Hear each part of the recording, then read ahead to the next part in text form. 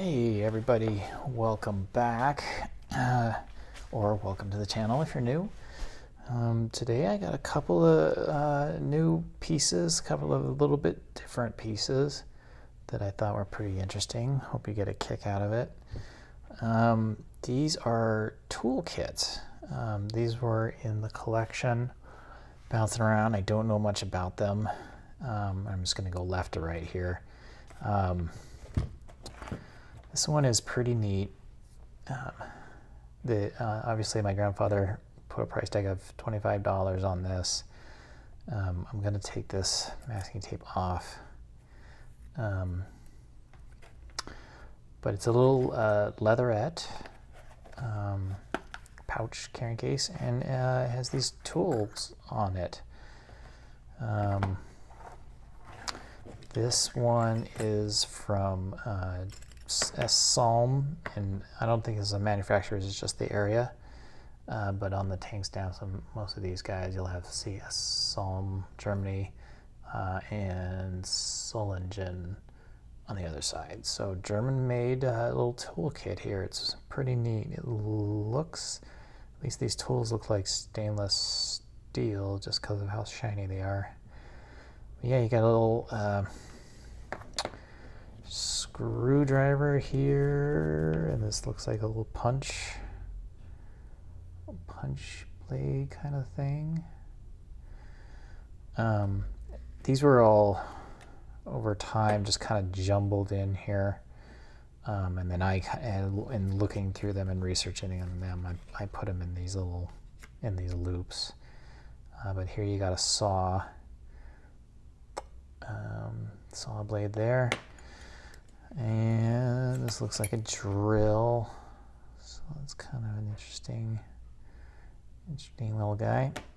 File, the ubiquitous file, all in really pretty nice shape. This one looks like it's starting to get a little rust. And you got the Phillips screwdriver on this one.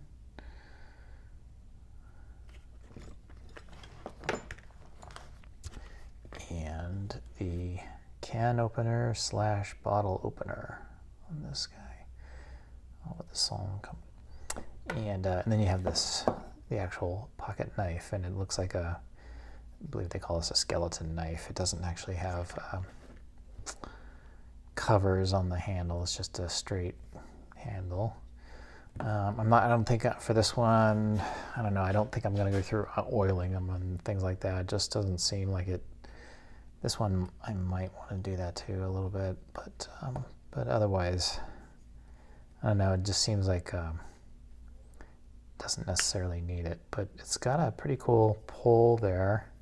The blade's in nice shape,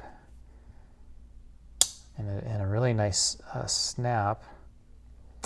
So it's a nice little piece of history here, this toolkit, and the way this works, it kind of took me a little while to figure out what this is all about.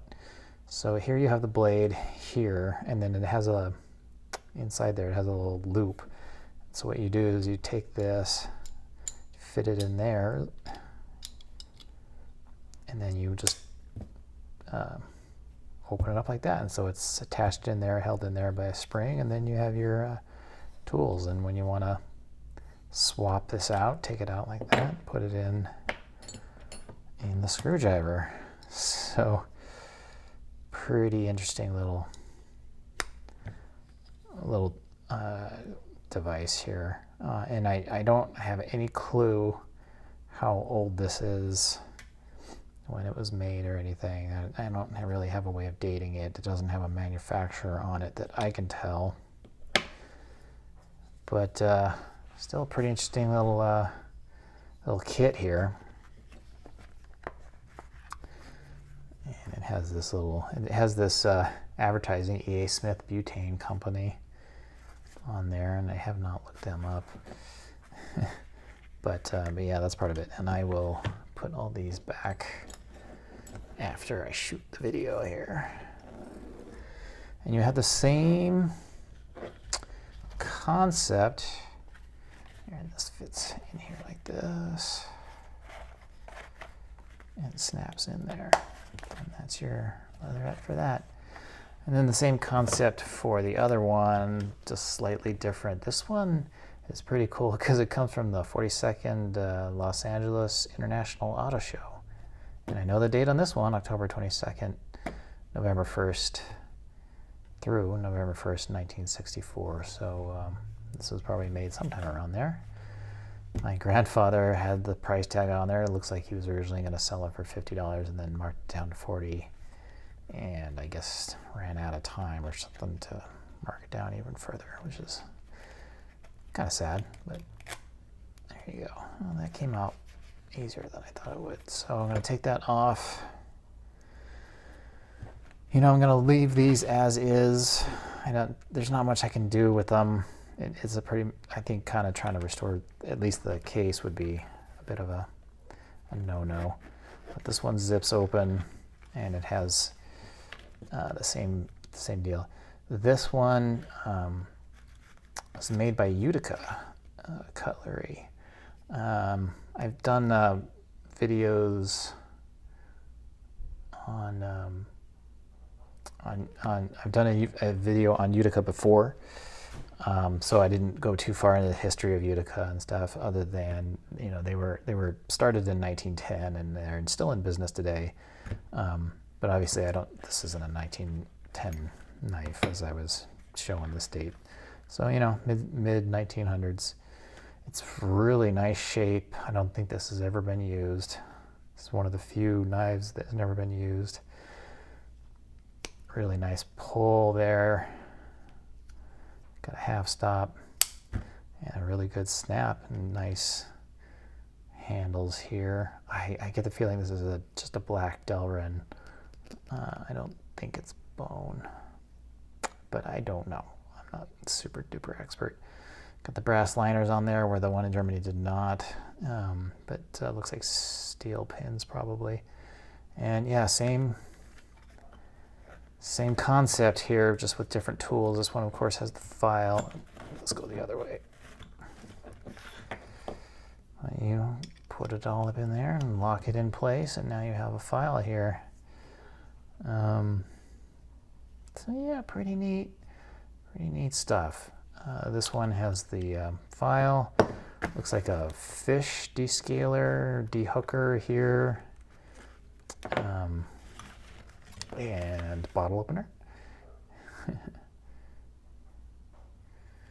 And screwdriver, of course, flathead. And what is this? I'm not sure what this one is. It looks maybe just like maybe a chisel? I'm not too sure on this one. Just flat, no edge, except for this. So I kind of feel like that's a chisel. Mostly because this also has, of course, a hammer here.